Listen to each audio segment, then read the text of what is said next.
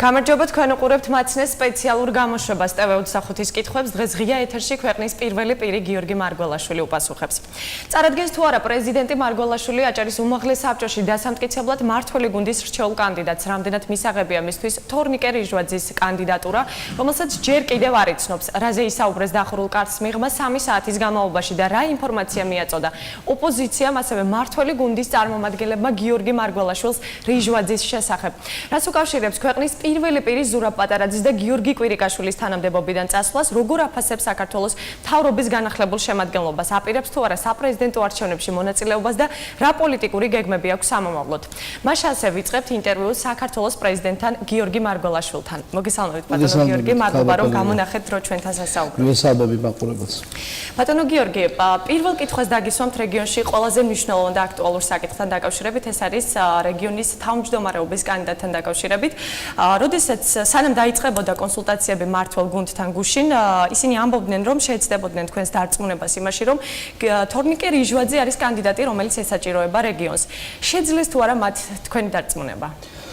მე გუშინ ვესაუბრე არა მხოლოდ მმართველ პარტიას, არამედ ვესაუბრე ყველა პარტიის წარმომადგენელს, რომელიც არის უმაღლესი საბჭოს წარმოდგენილი დეპუტატების სახით.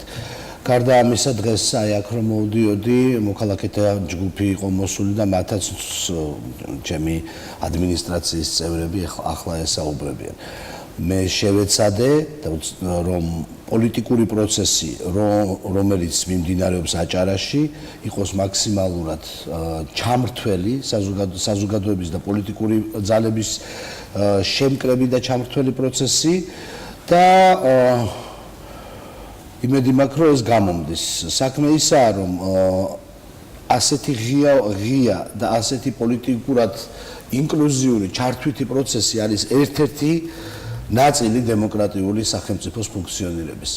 კონსტიტუციის მიხედვით ჩემი ფუნქცია მდგომარეობს იმაში, რომ მე უნდა წარმოვადგინო რეგიონის ხელმძღვანელის კანდიდატურა და ეს უნდა განხორციელდეს საზოგადოებასთან მაქსიმალური კონსულტაციების გზით. ეს კონსულტაციები ახლაც გრძელდება და მე იმედი მაქვს, რომ ჩვენ შევძლებთ, რომ ჩამოვყალიბდეთ ისეთ კანდიდატზე, რომელიც იქნება რეგიონისთვის სასარგებლო და გარკვეულწილად გააღმავებს იმ დადებით პროცესებს, რომლებიც ხორციელდებოდა რეგიონში, ან უპასუხებს იმ გამოწვევებს, რომელიც რეგიონს შეძლო თუ არა მმართველმა გუნდმა თქვენი იმაში დარწმუნება, რომ რიჟვაძე არის ის კანდიდატი, რომელიც რეგიონს ჭირდება? იცით რა შესაძლოა, მმართველი გუნდი ბუნებრივია საუბრობდა თავიანთ კანდიდატზე და ახასიათებდნენ მას დადებითი კუთხით. მე შემიძლია გითხრათ, რომ საინტერესო იყო ის, რომ ოპოზიცია მაგალითად ბატონ რიჟვაძეზე რაიმე ასეთი სერიოზული უარყოფითი ვერც ერთ შემთხვევაში ვერ დაფიქსირდა. გარდა იმისა, რომ არის თავშოთ საუბარი არის იმაზე, რომ ის ახალგაზრდაა და ესეც არ არის მაინც და მაინც ესეთი ძლიერი არგუმენტი ადამიანის წინააღმდეგ. გასაგებია. როდესაც გუშინ მედიის მხრიდან დაისვა კითხვები, რატომ უნდა მოიწონოს პრეზიდენტმა თორნიკე რიჟვაძის კანდიდატურა, პასუხები იყო ასეთი, რომ რიჟვაძე არის ენერგიული, ახალგაზრდა და განათლებული კანდიდატურა. ალბათ დამეთანხმებით, რომ ეს კრიტერიუმები არ არის საკმარისი იმისთვის, რომ რეგიონის მმართველობა დაიწყოს 29 წლის კაცმა. თქვენთვისაც მთავარი არგუმენტი ამ შემთხვევაში, როგორც ხვდები, არის ის, რომ ის არის ახალგაზრდა. რა არის მთავარი არგუმენტი? ჩემთვის არგუმენტი კონსულტაციების კონტექსტში არის ის, რას ფიქრობს აჭარის საზოგადოება. და არგუმენტი იქნებოდა ისეთი საკითხის წამოყენება მის დაუშვათ რომელიმე კანდიდატის წინააღმდეგ, რომელიც ნათლად მაჩვენებდა, რომ ეს ადამიანი რეგიონს და ქვეყანას არ გამოადგება. კიდევ ერთხელ ახალგაზრდობა არ არის ამის ნიშანი. და კიდევ ერთი დამატებითი საკითხი, რომელიც ამ კონტექსტში მინდა ვთქვა, რომ ოპოზიციას სხვა კანდიდატი არ წარმოუდგენია. ჩვენ საუბრობთ პოლიტიკური პროცესის გაღრმავებაზე და ყველა იყო ინფორმირებული იმის თაობაზე, რომ მე ჩამოვდივარ სწორედ ამ კონსულტაციებისთვის აჭარაში. ბატონო პრეზიდენტო, რამდენად ჯანსაღია პროცესი, როდესაც მხოლოდ ერთ კანდიდატზეა საუბარი? ამ შემთხვევაში ოპოზიციას არ ყავს კანდიდატი. და რატო არ ყავს ოპოზიციას კანდიდატი? როგორც თქვენ განაცხადეთ გუშინდელი შეხვედრის შემდგომ, როგორ შეიძლება იყოს ჯანსაღი პროცესი, როგორ შეიძლება იყოს ჯანსაღი პროცესი, სადაც არ არის კონკურენცია? ხო? რა თქმა უნდა, დემოკრატია, პლურალიზმი გულისხმობს იმას, რომ იყოს სხვადასხვა პარტიები და ამ პარტიებს ჰქონდეთ ამბიცია საკუთარი კანდიდატის ასე ვთქვათ, გამოჩენის, ამ ადამიანის ბატონი იქნება თუ ქალბატონი, საზოგადოების წინაშე წარმოჩენის, ასე ვთქვათ, მისი პოპულარიზაციის. მე არ მგონია, რომ სწორია, როდესაც ასეთი კანდიდატები არ სახელდება. ამისთვის ჩამოვედი მე აქ.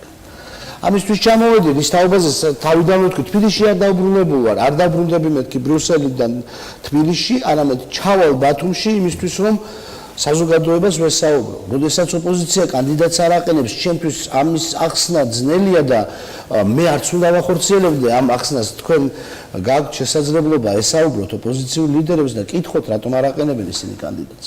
თქვენ მიეცით დრო მათ საფიქრელად. დრო მათ დასაფიქრებლად დიდი ხანია ქონდათ. დიდი ხანია მე იმის თაობაზე რომ მე ჩამოვდივარ ბათუმში. აღარ განიხილავთ თქვენ თუ იმის თაობაზე რომ მე ჩამოვდივარ ბათუმში, ამის თაობაზე ცნობილი იყო დაახლოებით 10 დღით წინ. მე მოველოდი რომ ბათუმში მე დამხვდებოდა სერიოზული დისკუსია სხვადასხვა კანდიდატების შორის. მე ერთი კანდიდატი წარმომიდგინა უმრავლესობა ქართულმა ოცნებამ, მე ბატონ რიჟვაძეს დღეს უკვე შევხვდი და ვესაუბრე და რა სახის კონსულტაციები გქონდათ მასთან? საუბარი მქონდა რეგიონის თაობაზე, რეგიონის მომავალის თაობაზე და ყოველ პირველ რიგში იმ საკითხებთან დაკავშირებით, რაც შეეხება აჭარის როგორც საქართველოს შემადგენელი ძალიან მნიშვნელოვანი ტერიტორიული და პოლიტიკური ერთეულის გაძლიერებას და ქვეყნის გაძლიერებას ამ პროცესის შედეგად. ამიტომ არის პრეზიდენტი ჩართული ამ კონსულტაციებში. ბატონო პრეზიდენტო, თქვენ უკვე გაიარეთ კონსულტაცია უმაღლეს საბჭოში პოლიტიკურ სუბიექტებთან. თავად ახსენეთ, რომ უკვე შეხვდით თორნიკე რიჟვაძეს. საბოლოოდ, რამდენად მისაღებია თქვენთვის რიჟვაძის კანდიდატურა? მიუღებელი რიჟვაძის კანდიდატურა ნამდვილად არ არის. მიუღებელი რიჟვაძის კანდიდატურა ნამდვილად არ არის. ანუ მხარს დაუჭერთ თქვენ? რას გავაკეთებ, ეს გამოჩნდება ცოტა ხანში, მაგრამ თქვენ კითხვაზე გპასუხობთ, რომ მიუღებელი ნამდვილად არ არის ბატონი რიჟვაძის კანდიდატურა და არგუმენტი არა მარტო ჩემთვის, არამედ საზოგადოებას ოპოზიცია ამას უნდა ახორციელებდეს, ოპოზიცია უნდა აკრიტიკებდეს სახელმწიფო კანდიდატს, ოპოზიცია უნდა აკრიტიკებდეს ხელისუფლებას, მაგრამ ამავე დროს თავის კანდიდატს უნდა წამოწევდეს და მე გარდა იმისა, რომ ადამიანი ახალგაზრდა ჩერჩერობით სერიოზული კრიტიკა ამ ადამიანის თაობაზე არ მომისმენია არც დახურულ კონსულტაციებში, არც მედიაში. ბატონო პრეზიდენტო, უმაღლეს საბჭოს დამოუკიდებელი დეპუტატი იმასაც ამბობდა, რომ თორნიკე რიჟვაძე არის ბიძინა ივანიშვილის კანდიდატი და უფრო მეტიც პეტრე ზამბახიძემ განაცხადა, რომ თქვენ პოლიტიკურ თამაშში ჩაერთვებით და მას მხარს დაუჭერთ. ეთანხმებით თუ არა პეტრე ზამბახიძემ განაცხადა, რომ თქვენ პოლიტიკურ თამაშში ჩაებმებით და ბიძინა ივანიშვილის მიერ წარდგენილ კანდიდატურას მხარს დაუჭერთ. ეთანხმებით თუ არა ამ ყველაფერს? პოლიტიკურ თამაშში ჩავერთვები. თამაში ქვია იმასაც მე ვაკეთებ. მან განმარტება გააკეთა. ხოლო ეს განცხადება გააკეთა და თulis რომ არ ვაპირებ მე კამაც. იცით რა შესაქმე? ეს როდესაც რაღაც ითქმის, ალბათ რაღაცა აზრი უნდა იყოს ამის უკან. ბიძინა ივანიშვილი არის ქართული ოცნების პოლიტსაბჭოს თავმჯდომარე, ხო? ქართული ოცნების პოლიტსაბჭოს თავმჯდომარეა, ხო მე მგონი ბიძინა, ლიდერია ქართული ოცნების. ის რომ პარტიამ წამოაყენა კანდიდატურა, ესეც ჩვენთვის ცნობილია. ამ პარტიის ლიდერი რომ ბიძინა ივანიშვილია, ესეც ჩვენთვის ცნობილია. და პოლიტიკური თამაში რას ქვია ბოლომდე არ მესმის, იმიტომ რომ მე ჩამოვედი პოლიტიკური კონსულტაციებისათვის, სათამაშოდ არ ჩამოსულ ვარ ნამდვილად და ამ პროცესს ვახორციელებ ისე, რომ ეს იყოს დემოკრატიული პროცესი, რომ მე პატივი ვცე, როგორც სახელმწიფო გუნდს, ასევე ოპოზიციას და ჩემი ფუნქცია შევასრულო. სათამაშოდ ნამდვილად არ ჩამოვსულა. ბატონო გიორგი გუშინ, როდესაც თორნიკე რიჟვაძის მამის სამსახურეობრივ საქმიანობის შესახებ შეფასება გააკეთეთ, თქვით, რომ თქვენ არ ჩაერთვებით ჭორაობაში და ამ ყველაფერს ჭორაობა უწოდეთ. რატომ მიგაჩნიათ ეს ყველაფერი ჭორაობა იმ ფონზე, როდესაც უკვე თავად ცოტნიანენიძე, რომელიც ამჟამინდელი დეპუტატია ქართული ოცნებიდან, თვითონ ალაპარაკდა იმაზე, რომ მის საქმეში რიჟვაძის მამა იყო, მისი დაპატიმრების საქმეში იყო რიჟვაძის მამა ერთ-ერთი მოწმე და ფიგურირებდა. ჭორაობა, როდესაც ჩვენ ადამიანზე კი არ ვსაუბრობთ, მისი ოჯახის წევრს განვიხილავთ. და ბინძური ჭორაობა ამასთან ერთად. რომ რიჟვაძის მამა რომ ინიშნებოდეს, ჩემი პოზიცია მექნებოდა, ჯერ ესეთი ამ საქმეს შევისწავლიდი და მექნებოდა ეს პოზიცია. და აი ასე ვთქვათ, ოჯახის წევრის მე არ ვიცი ის ამბავი როგორ იყო მართლა და დაუშვათ არც მაინტერესებს ამ ეტაპზე, მაგრამ აი ოჯახის წევრის განხილვით ზრდასრულ ადამიანზე და მე არ ვიცი რომელ საზოგადოებაში 30 წლის ადამიანის დასრულად არ მიიჩნევა. აი ამ შავი პიარის მის წინააღმდეგ წამოწევა, ისაა რაც მე მიმარჩნია მართლა უღირს ჭორაობით. და სხვა ჩვენს რა არის იცით საინტერესო, როდესაც ამას პლუს აკეთებს ის პოლიტიკური ძალა, რომელიც მთელ ძალადობასთან არის დაკავშირებული, რომელიც ნაციონალური მოძრაობის დროს ხდებოდა, ეს ხო საერთოდ აბსურდი ხდება.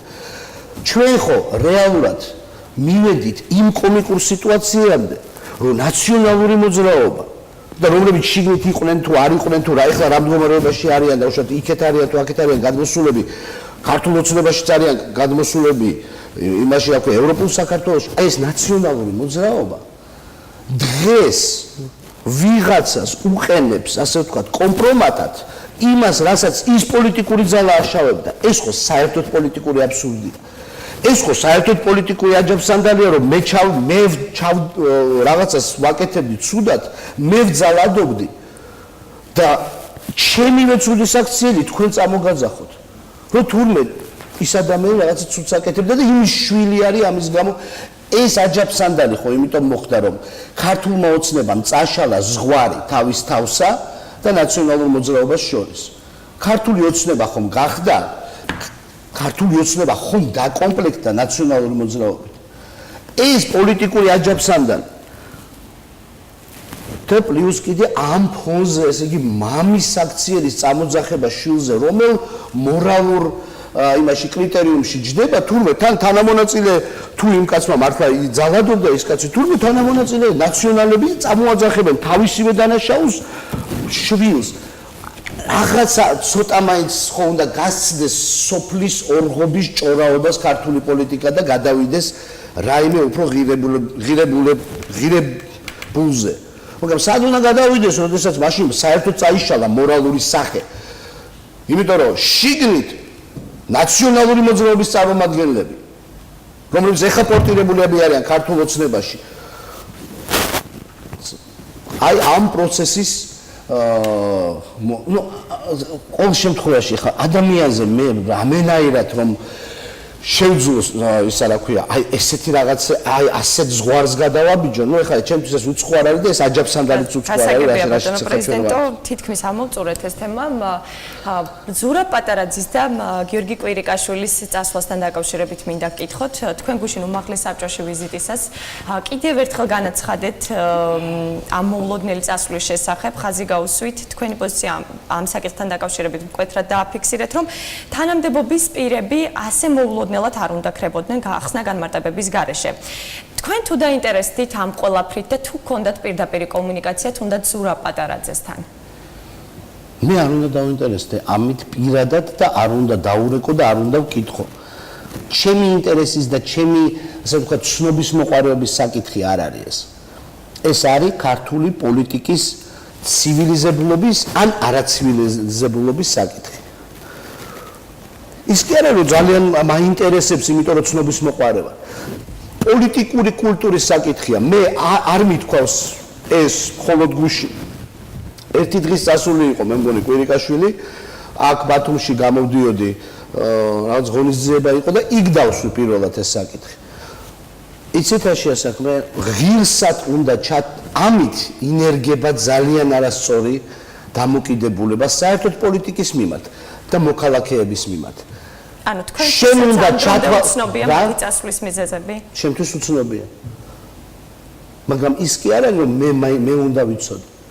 თქვენ უნდა იცოდეთ. თქვენ ხართ ღირსი საქართველოს მოქალაქეები, რომ იცოდეთ ადამიანი რატომ მოდის მმართველობაში, ან რატომ მიდის მმართველობიდან.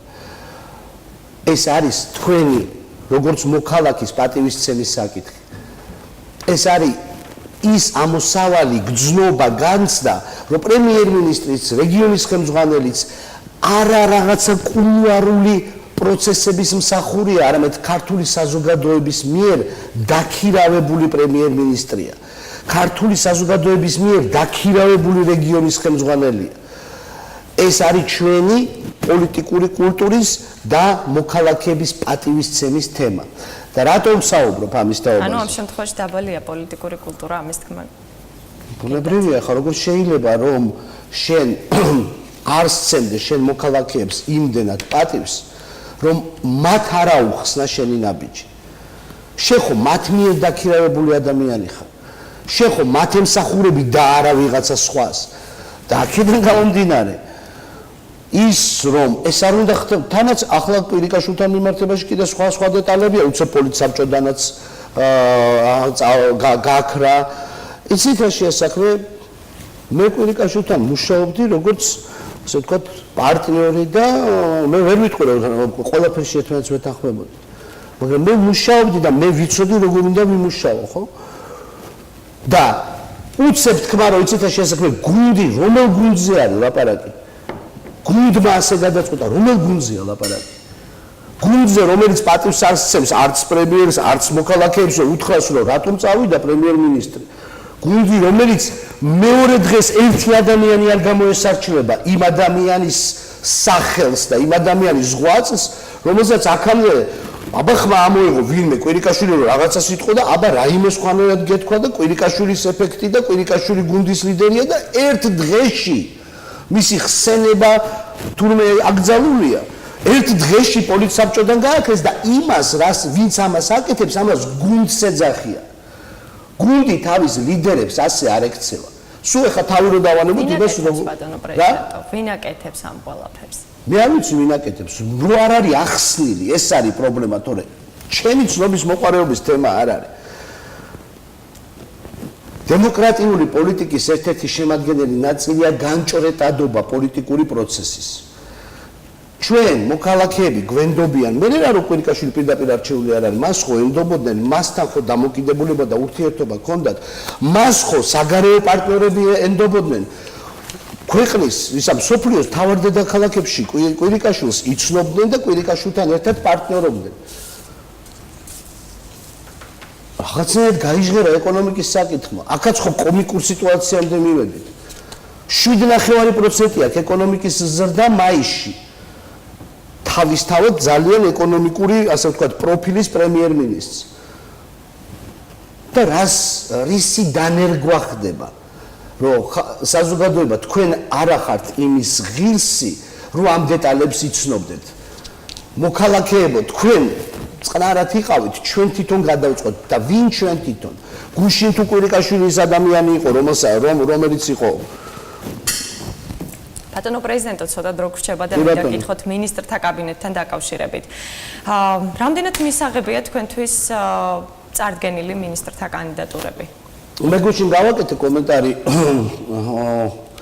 ორ მინისტრზე, უბრალოდ სამ მინისტრზე, მე ბრიუსელიდან ბრიუსელში მუშაობდი საგარეო საქმეთა მინისტრთან ერთად და თავდაცვის მინისტრთან ერთად და შემიძლია გითხრათ, რომ ორივე ჩემთვის მისაღები პარტნიორი იყო მანამდეც და იქ დათო ახალი დანიშნულია, მაგრამ როგორც მოადგილესთან ხო ქონდა ურთიერთობა.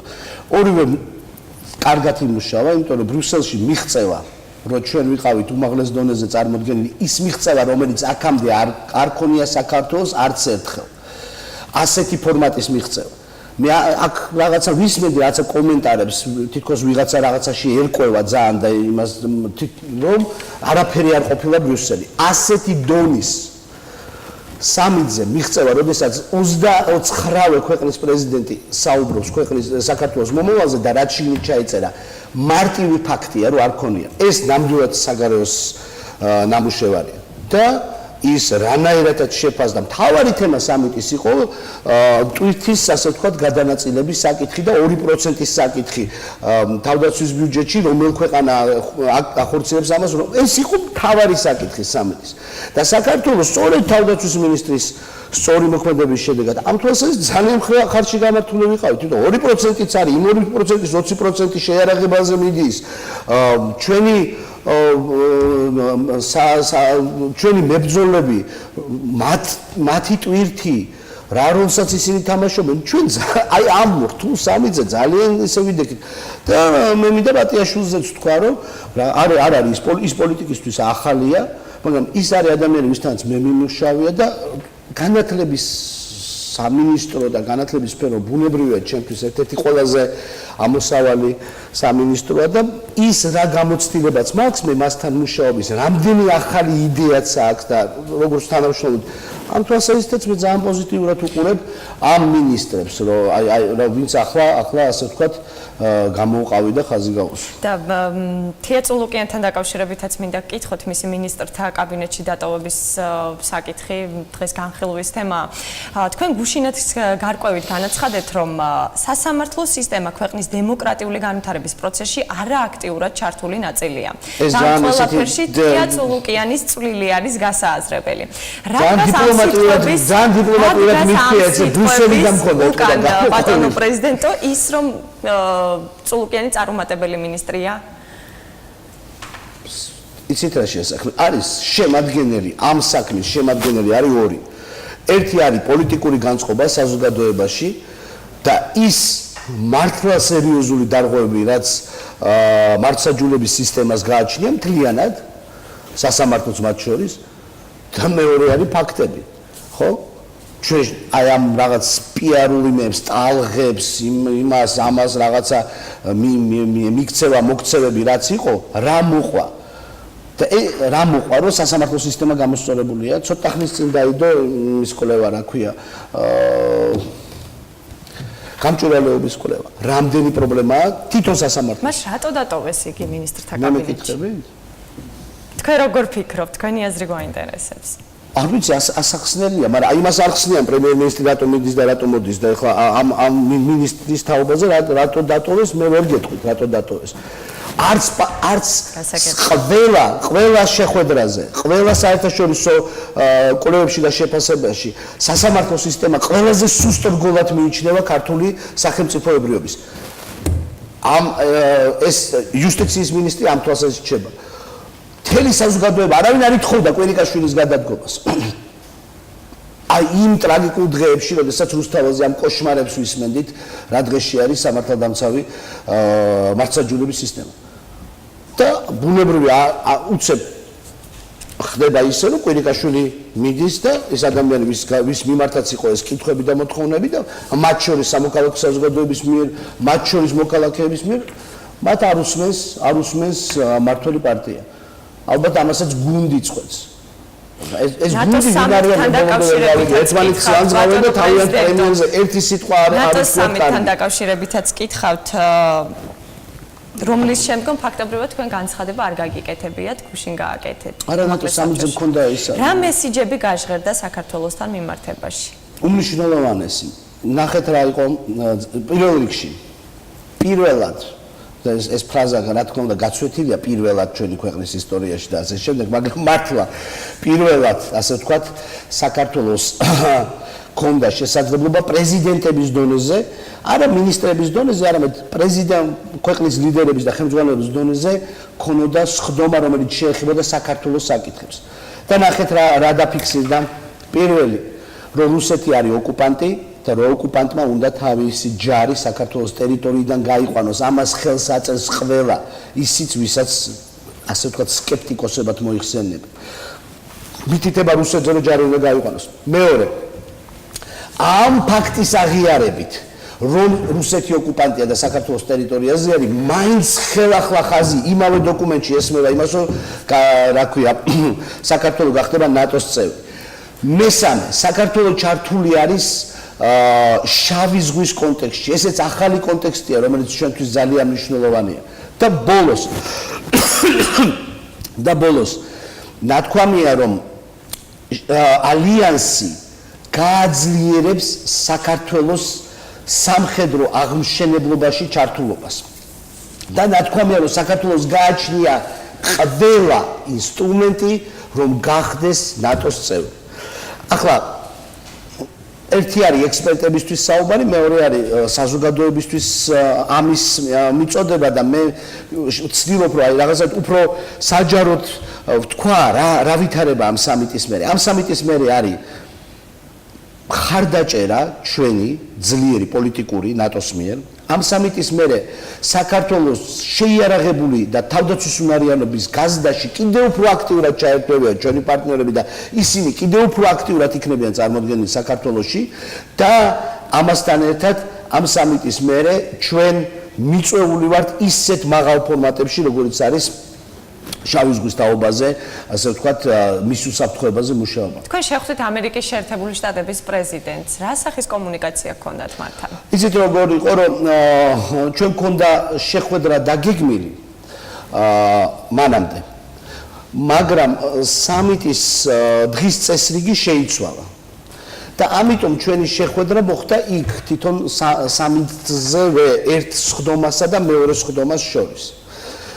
მანამდე იყო დაგეგმილი ცალკე შეხვედრა და რადგან რაზე ისაუბრეთ ბატონო პრეზიდენტო? საქართველოს და ამერიკას. ბუნებრივია, მე ხელახლა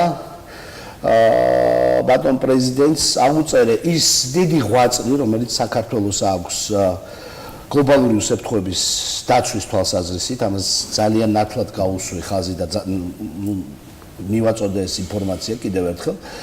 მე ვესაუბრე მას იმ როლზე, რა როლსაც საქართველო თამაშობს რეგიონის თვალსაზრისით, რამდენად ძლიერი, ასე ვთქვათ, პარტნიორი არის დასავლეთისა ამ რეგიონში და ამ რეგიონს რა მნიშვნელობაც აქვს, თვითონაც იცის.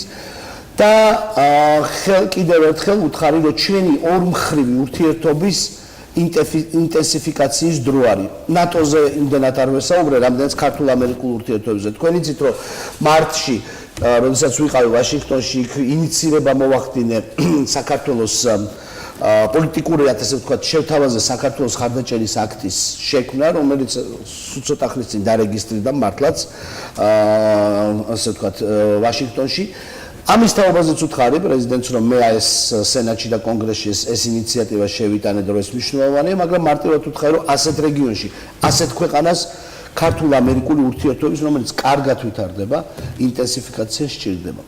ხა ეს არ იყო, რა თქმა უნდა, იმიტომ რომ კიდევ ერთხელ დღის წესრიგი აირია სამიტის, რა თქმა უნდა, რომ ყოფილიყო უფრო ხანგრძლივი შეხვედრა იქნებოდა უკეთესი, იმიტომ რომ მე დეტალს გავივლიდით, მაგრამ ძირითადი გზავნილები, რაც მინდოდა შეერთებული შტატების მიმართ ქართულ-ამერიკული ურთიერთობის თაობაზე მოვახერხე და დაფიქსირდა. ბატონო პრეზიდენტო, გკითხავთ მომავალ საპრეზიდენტო არჩევნებთან დაკავშირებითაც თქვენ გუშინ თქვით, რომ საჭირო დროს გააჟღერებთ ამ ყველაფერს. 3-4 თვეა დარჩენილი არჩევნებამდე, იქნებ კონკრეტული პასუხი გითხრათ, აპირებთ რა მონაწილეობას? მე აი ამ პროცესში კიდე ერთი ძალიან საინტერესო კომპონენტია საპრეზიდენტო არჩევნების პროცესში, ერთი ძალიან საინტერესო კომპონენტია და ეს არის ის, რომ ქართული ოცნება ვერ ასახელებს კანდიდატს. და ამ პროცესის შემადგენელი ნაწილია ჩემს მიერ კანდიდატურის დასახელება, ან არ დასახელება და როდის დასახელება. და იცით რა არის საინტერესო? აი ამას რომ ვაკვირდები, რაღაცა პოლიტიკური კურიოზია ფაქტიურად, ხო? მართველი პოლიტიკური ძალა ვერ ასახელებს პრეზიდენტობის კანდიდატს და ძალიან მარტივად გეტყვით, რატო ვერ ასახელებს. და სულ გვესმის, რომ იმანუარი თქვა. რატო ვერ ასახელებს, იცით? აი 5 წელიწადი რასაც აკეთებდნენ პრეზიდენტის ინსტიტუტის მიმართ.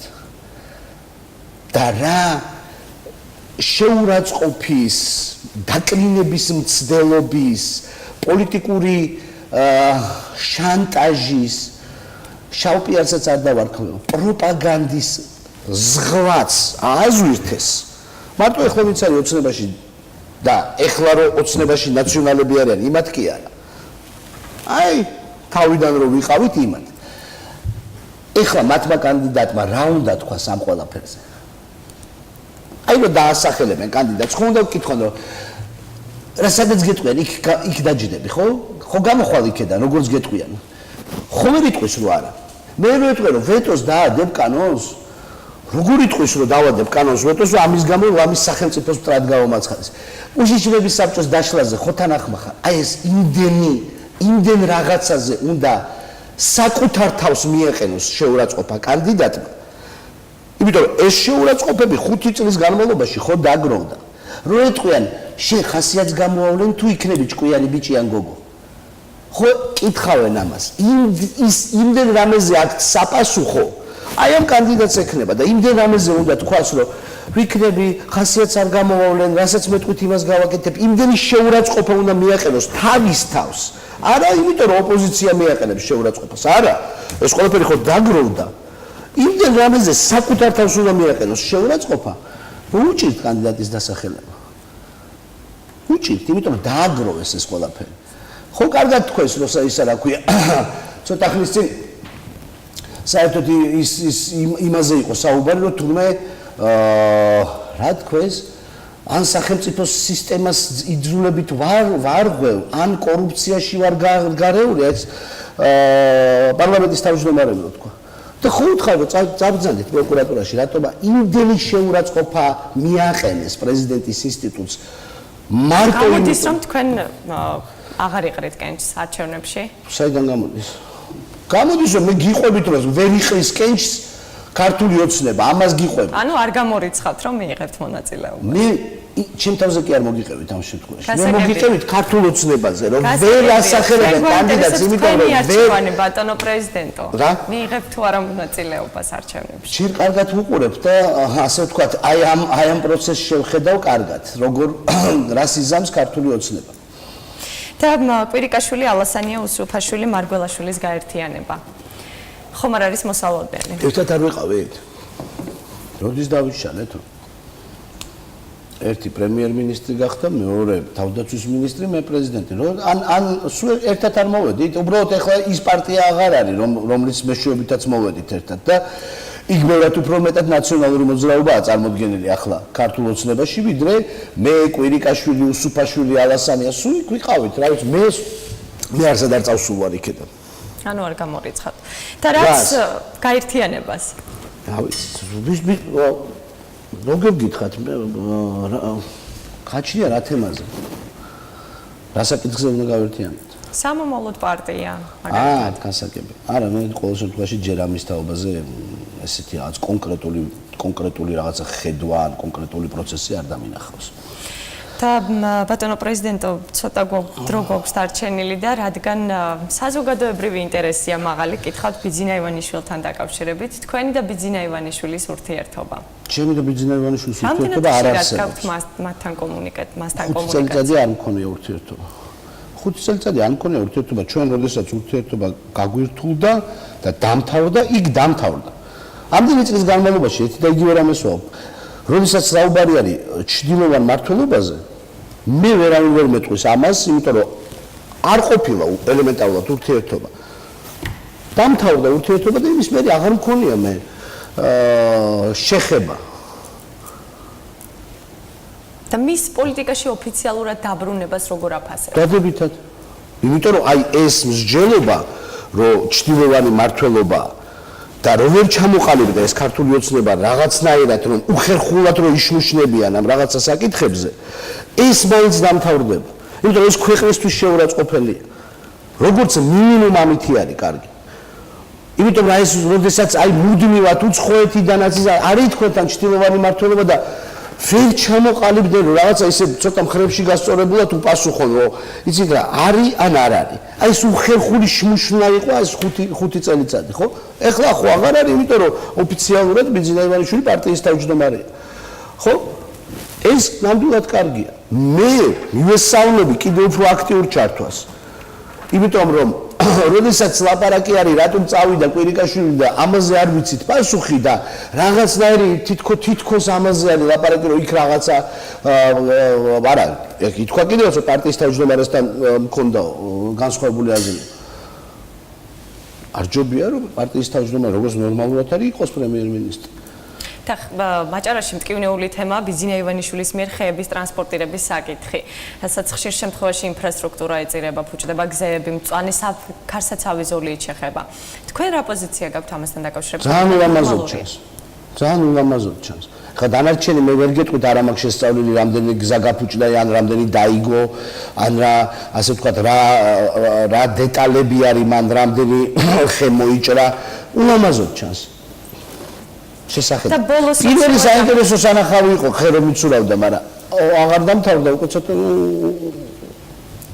და ბოლოს რომ შევაჯამოთ აჭარაში ვიზიტი, ეს კონსულტაციები და რაიმე სათქმელი თუ გაქვთ აქაური მოსახლეობის. ძალიან მიყვარხართ და მიხარია, როდესაც ვხედავ რაღაცა უკეთეს ბათუმს, სხვა ჩვენს მე პატარაძესთან ძალიან ისეთი კარგი ის მქონდა, იმიტომ რომ აქტიური ადამიანი იყო და ბევრს მიყვებოდა მთიანი აჭარის თაობაზე, მე ყოველთვის არ მაქვს ხოლმე შესაძლებლობა თვითონ წავიდე იქ, ძალიან მახარებს ბევრი რაღაც სიახლე, რომელსაც აქ ხედავ, მე ვიცი რომ ეს უშუალოდ არ ითარგმნება ჯერ კიდე მოსახლეობის უკეთ ყოფნაზე, მაგრამ გასახარი და სანახავი და გასახარებელი ბათუმში ნამდვილად არის ყოველ ჩამოსვლის ყოველ ჯერზე და მინდა რომ ეს ყველაფერი აი ამ ვიზუალიდან თითოეული აჭარელის ცხოვრებაზე გადაითარგმნოს.